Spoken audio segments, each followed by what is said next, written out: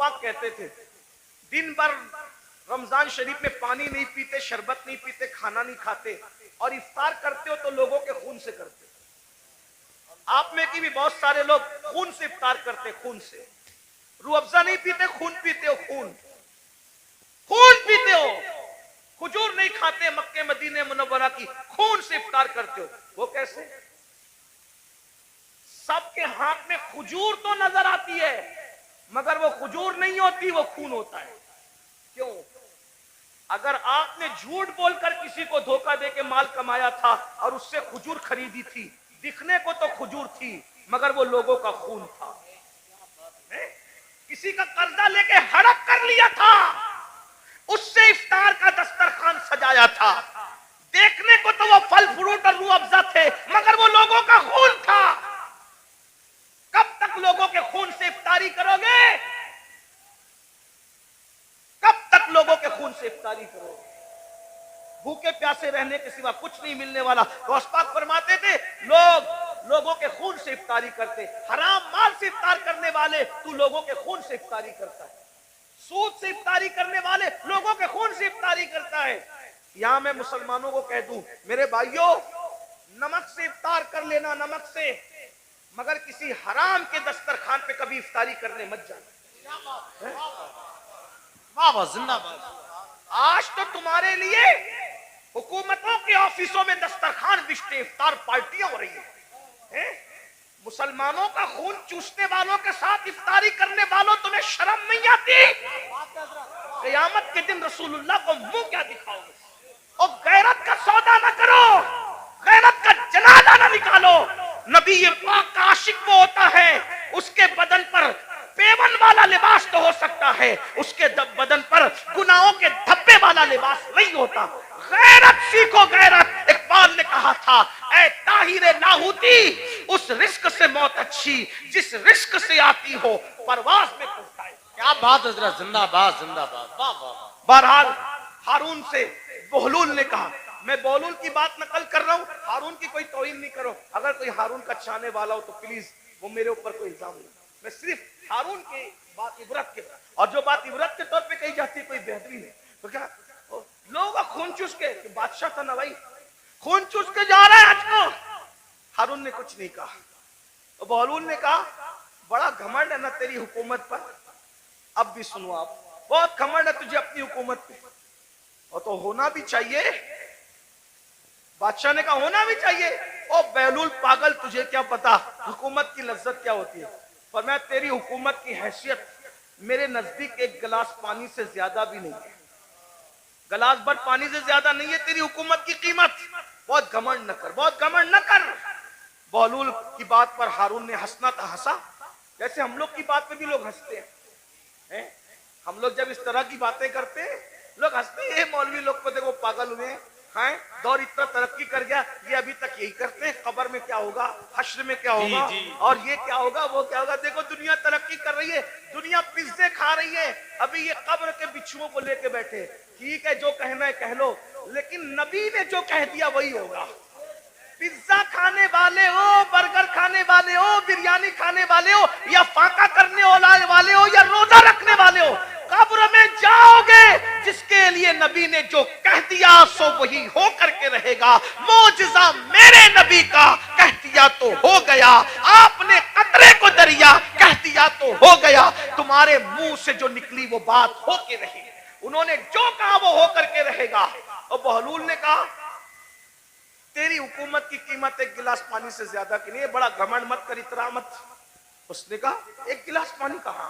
कहा ये बता, हारून को कहा, बता अगर तू रास्ता भटक जाए तो सफर में जाना हज के, रास्ता भटक जाए, खाना पीना खत्म हो जाए, तेरे सारे चमचे वमचे बिखर जाए, तू अकेला पड़ा रहे, पानी ना मिले, खाना ना मिले, मरने के करीब आ जाए, और उस वक्त तेरे पास कोई आगे कहे कि हारून मैं तुझे एक गिलास पानी पिलाऊंगा, बोल कितने में खरीदेगा?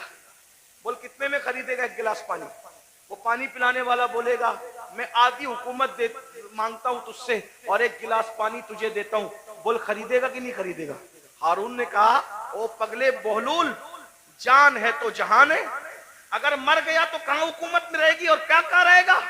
तो मैं एक गिलास पानी को आधी हुकूमत दे के खरीद लूंगा, क्योंकि भाई आधी दे के खरीदा, आधी तो बची, आधी से तो लुत्फ उठाऊंगा। का वो गिलास भर पानी पिया ही था कि पेशाब लगी आधे घंटे 2 घंटे के बाद, और पेशाब लगी, अब पेशाब निकल नहीं है बाहर, लगी तो है, प्रेशर तो आ रहा है, बाहर निकलती नहीं पेशाब। ऐसे में कोई आकर कहे मैं ऐसा नुस्खा जानता हूं, अगर वो चुटकी तुझे खिला दूं तो अभी पेशाब हो, लेकिन वो नुस्खा जो चुटकी भर खिला करके तुझे पेशाब करवाना है, आधी हुकूमत देगा तो मैं वो नुस्खा तुझे दूंगा, वरना नहीं दूंगा। बोल, पेशाब करने के लिए वो आधी हुकूमत दे के नुस्खा लेगा कि नहीं लेगा? कब बिल्कुल लूंगा, क्योंकि जान है तो जान है, इसलिए कि हुकूमत ना रहेगी, जिंदगी तो रहेगी। तो कहा अल्लाह से डर, जिस हुकूमत की कीमत एक गिलास पानी नहीं, उसको तू इतना चाहता है कि अल्लाह को भूल गया है? बताओ, हारून रशीद की कब्र पर कितने लोग जाते हैं फातिहा करने? कितने लोग हारून रशीद के नाम पे न्याज करते हैं? हारून रशीद के नाम पे कितने लोग जलसा करते हैं? कितने लोग जुलूस करते हैं? वो है, कितने लोग उसकी मुरीदी का ऐलान करते हैं? बादशाह था, बादशाह, इतना बड़ा बादशाह कि बादलों को कहता था जहां जाओगे जा करके बरस जाओ, मेरी हुकूमत होगी। लेकिन ना नाम है, ना अल्लाह का कोई दुआ करने वाला है, ना कोई नाम लेने वाला है, ना कोई तारीफ करने वाला है। अल्लाह अकबर। फिर कह रहा हूं, तौहीन के तौर पे नहीं, इबरत के तौर पे कह रहा हूं, है कोई उसके नाम का जलसा जुलूस करने वाला? नहीं नहीं नहीं। बताओ, जब इतने बड़े बादशाह का कोई नाम लेवा नहीं है, जबकि उसकी जिंदगी में कुछ तकवा भी नजर आता है, लेकिन अल्लाह अकबर, उस मर्द कलंदर को देखो जो मदीने मुनव्वरा से एक लिबास पहन कर आया था और पूरी जिंदगी उस पे गुजार दिया और 90 लाख को ईमान की दौलत अता कर दी। 800 साल से ज्यादा का अरसा गुजर रहा है, हिंदुस्तान में कोई कोना ऐसा नहीं है कि रोजाना गरीब नवाज को खिराज अकीदत न पेश किया जाता। नारे तकबीर, नारे रिसालत, उनके नाम फैजाने ख्वाजा गरीब नवाज मसलके आला हजरत, उनके नाम के डंके न बजाए, ये हमारे लिए इबरत है। इसलिए दौलत के नशे में अल्लाह को मत भूलो। तो आका अलैहिस्सलाम फरमाते हैं, दूसरा गुरोह जो अपनी कब्र से निकलेगा तो उनका हाल क्या होगा? वो पागलों जैसे दिखेंगे, पागल नहीं होंगे, आसिफ ज़दा दिखेंगे, आसिफ। और आखिरी बात इस उन्वान की, आका फरमाते तीसरा ग्रुप जब अपनी कब्र से निकलेगा तो वो जर्रे बेमिकदार से भी कम होगा। एक तो जर्रा होता है और जर्रे में जर्रे बेमिकदार से भी कम होगा। उनकी शक्लें तो इंसानों जैसी होगी, लेकिन वो बिल्कुल बारीक से जर्रे जर्रे दिखाई देंगे। अल्लाह की कुदरत है, बारीक बारीक जर्रे दिखाई देंगे, वो बारीक बारीक जर्रे। और जानवर उनको कुचलेंगे मैदान महशर में, और इंसान उनको पैरों तले कुचलेंगे मैदान महशर में। और जब इंसान और जानवर उनको कुचल लेंगे तो कुचलने के बाद उन जर्रे बेमिकदार की शक्ल में उठने वाले इंसानों को पकड़कर जो जहन्नम के अंदर कैद खाना होगा, उस कैद खाने में ले जाकर के कैद कर दिया जाएगा। जरा गौर कीजिए, फिर आका फरमाते हैं उस कैद खाने में उनको नारुल अनियार नाम का मशरूब पिलाया जाएगा।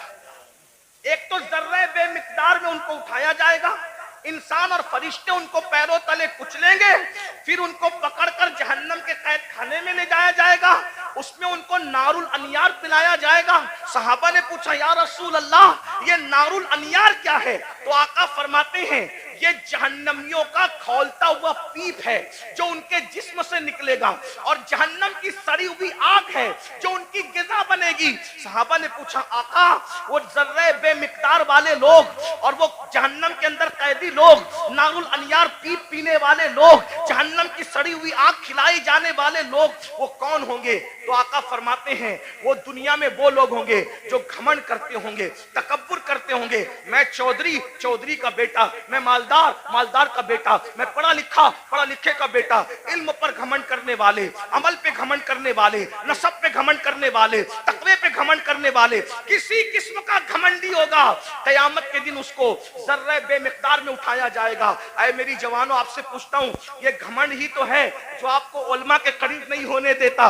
ये तकब्बुर ही तो है जो लोगों को आज दिन से करीब नहीं होने देता। थोड़ी सी दौलत आ गई, गरीब रिश्तेदारों को भूल गए, घमंड कर रहे हैं। थोड़ी सी डिग्री आ गई, दीनदारों को हकीर समझ रहे हैं। अभी देखो ये बच्चे जो हाफिज कुरान हुए, कोई इज्जत नहीं हमारे समाज में।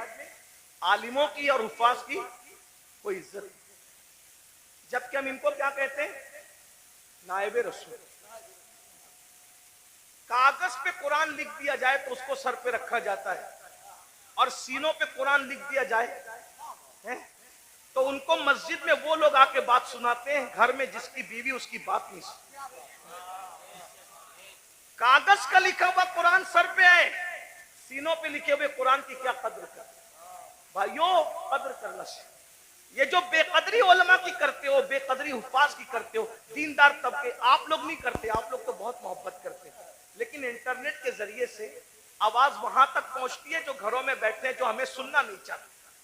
इंटरनेट के बहुत से नुकसान है, लेकिन कुछ फायदे ये भी हुए कि जो तबका हम लोग की आवाज से नफरत करता था, वो भी कहीं ना कहीं चुपके चुपके सुनने लगा, और कहीं ना कहीं बर्फ पिघलने लगी।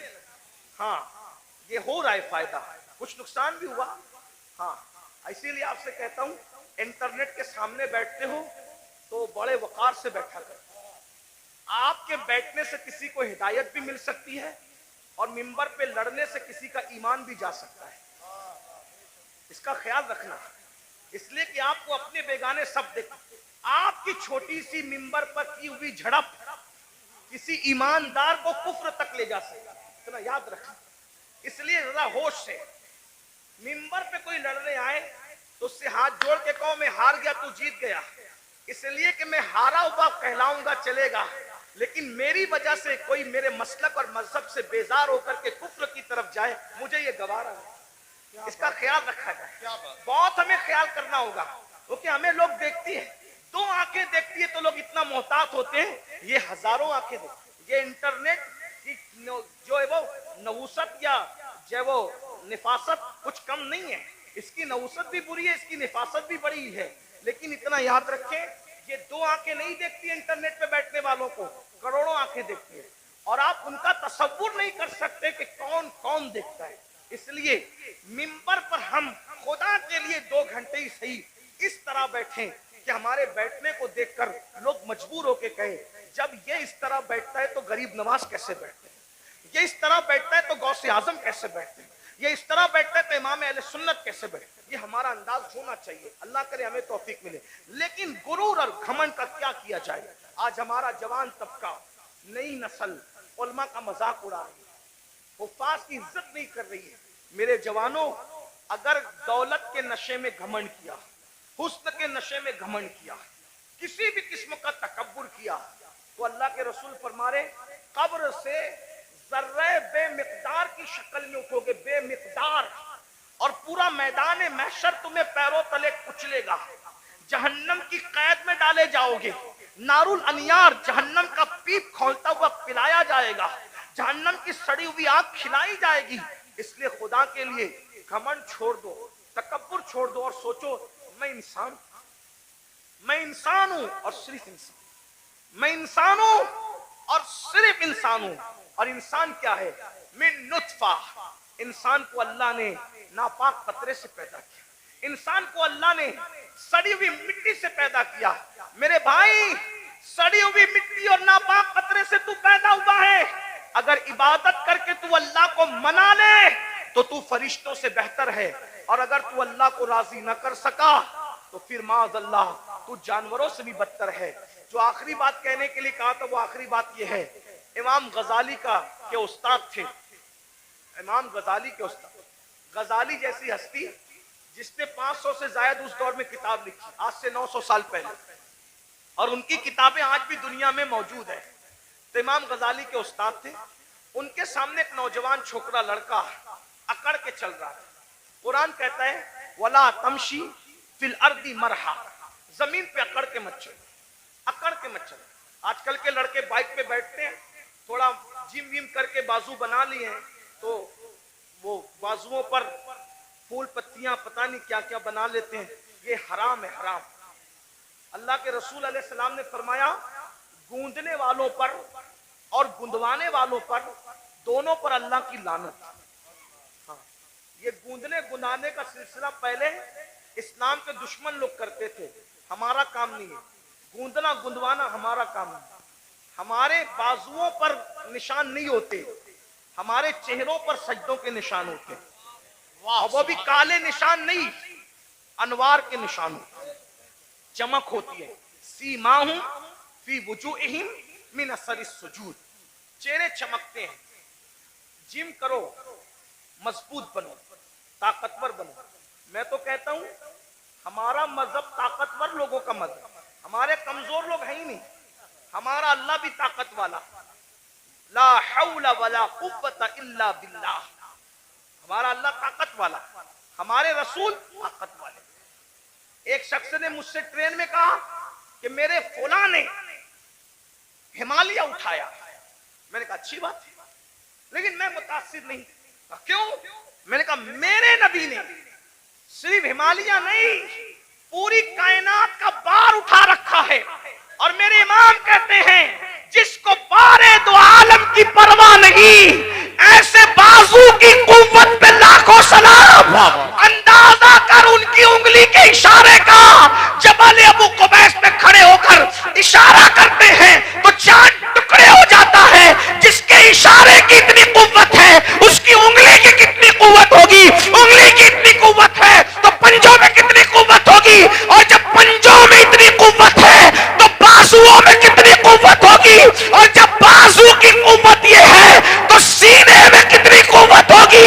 उनके सीने की कुव्वत को कुरान बयान करता है, लौ अंज़लना हाज़ल कुरान अला जबलिन लरअयता खाशियम मुतसद्दियम मिन खश्यतिल्लाह। जिस पहाड़ ने कुरान का बार न उठाया, मुस्तफा के सीने ने कुरान का बार उठा लिया। वाह वाह वाह, सुभान अल्लाह, सुभान। हमारे यहाँ तो सभी ताकतवर है, गौस पाक ताकतवर, गरीब नवाज।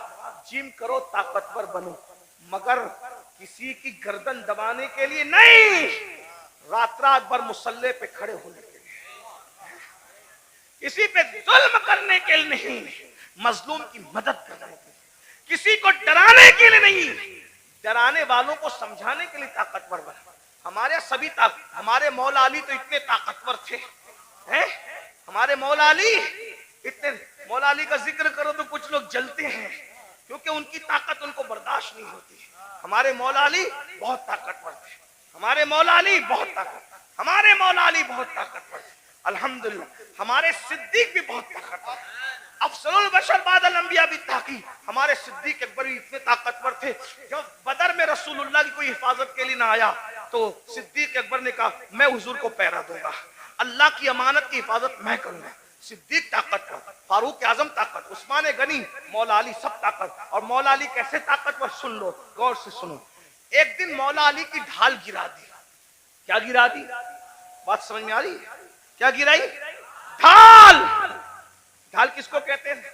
अब तो सीरियल देख के आप लोग हमसे ज्यादा समझ गए कि ढाल, पहले समझाना पड़ता था, अभी नहीं, अब सबको पता है ढाल क्या है, तलवार क्या है, और मैमना क्या है, मसरा क्या है, कल्ब क्या है, मुकद्दमतुल जैश क्या है, सब सीख लिया है। चलो कुछ तो सीखा, हमसे ना सीखा, किसी से तो सीखा, लेकिन बहरहाल ढाल, ढाल समझते हैं ना, जिसपे वार रोका जाता है। मरहब ने मेरे मौला की ढाल पे वार किया और ढाल दो टुकड़े कर दी। मेरे मौला को आया गुस्सा, और तूने मेरी ढाल काटी और ढाल तोड़ी, अब मैं तुझे सजा क्या देता हूं? मेरी ढाल काट के ये ना समझना कि मैं पलट कर जाऊंगा, क्योंकि अली कहते ही उसको है जो पलट कर न जाए। अली का नाम था हैदरे कर्रार, पलट कर भागने वाला नहीं, पलट पलट कर हमला करने वाला। अब अली अगर सिपर लेने के लिए, ढाल लेने के लिए पलट कर जाता तो दुश्मन कहता अरे कभी तो पलट कर भागे थे, लेकिन अली ने कहा पलट कर नहीं जाऊंगा, बल्कि मौला ने कहा तूने मेरी ढाल तोड़ी, अब मैं किसको ढाल बनाता हूं देख। आगे बढ़े और खैबर का दरवाजा उखाड़ कर अली ने उसी को ढाल बना लिया और उसी को लेके जंग करते रहे करते रहे करते रहे। और जब उसको उठा करके फेंका है तो अली का फेंका हुआ दरवाजा 70 लोग मिलकर भी अपनी जगह से उठा ना सके। नारे तकबीर, नारे रिसालत, नारे हैदरी। कभी दीवार हिलती है, कभी दर कांप जाता है अली का नाम सुनकर। अब भी खैबर, हम अली वाले हैं, लेकिन वो अली वाले हैं जो सिद्दीक को अफजलुल बशर मानते हैं। हम वो अली वाले हैं जो फारूक आजम को आदिलों का सरदार मानते हैं। हम वो अली वाले हैं जो उस्मान को एक नूर वाला नहीं बल्कि 2 नूर वाला ज़ुन्नूरैन मानते हैं। हाँ, हम वो अली वाले, अल्हम्दुलिल्लाह। और वही सच्चे अली वाले हैं जो अली को भी मानते हैं और मौला अली की भी मानते हैं। तो आखिरी बात जो कहने चला था, क्या वो नौजवान पहलवान था, बाजू मोटे मोटे थे, घमंड में इतरा के चल रहा था। अल्लाह को इतरा के चलना पसंद नहीं, इतरा के चल रहा था। इमाम गजाली के उस्ताद ने कहा, ए लड़के, इतरा कर घमंड से मत चल। उसने पलट कर नसीहत नहीं मानी और हजरत को कहा, आप मुझे जानते हैं मैं कौन हूं? आप मुझे जानते हैं मैं कौन हूं? इमाम गजाली के उस्ताद ने कहा, बेटा अच्छी तरह जानता हूं कौन हूं। कहा, कौन हूं मैं? फरमाया, तेरी इब्तिदा पानी का नापाक कतरा है और तेरी इंतहा कब्र की सड़ी हुई मिट्टी है। इससे ज्यादा तेरी कोई औकात नहीं है। बस मेरी भी गुजारिश यही है, हम पानी के नापाक कतरे से पैदा हुए, इतना नापाक, इतना नापाक, इतना नापाक, ज़बान हया इजाजत नहीं देती कितना नापाक, लेकिन एक जुमला हया के पर्दे में सुन ले, इतना नापाक है कि बाहर निकल आए तो गुस्ल फर्ज कर दे, इतना नापाक। और कब्र की वो सड़ी हुई मिट्टी जिसमें कीड़े मकोड़े हैं, ये हमारा हाल है। अगर अल्लाह नाराज है तो ये हाल है, और अगर अल्लाह को मना लिया तो फिर कोई सड़ी हुई मिट्टी नहीं है, कोई सड़ी हुई। अगर अल्लाह को मना लिया तो मिट्टी नहीं, सड़ी हुई नहीं, बल्कि इंशाअल्लाह कफन को भी मिट्टी का धब्बा ना लग सकेगा। अगर खुदा को मना लिया, आओ आज अहद करो, शाबान का महीना चल रहा है, अल्लाह के रसूल रजब से ही तैयारी करते थे रमजान शरीफ की। नेकियों का मौसम बहार आने वाला है, बरकत वाला महीना। एक नेकी 70 के बराबर, फर्ज 70 फर्जों के बराबर। रोजा रखना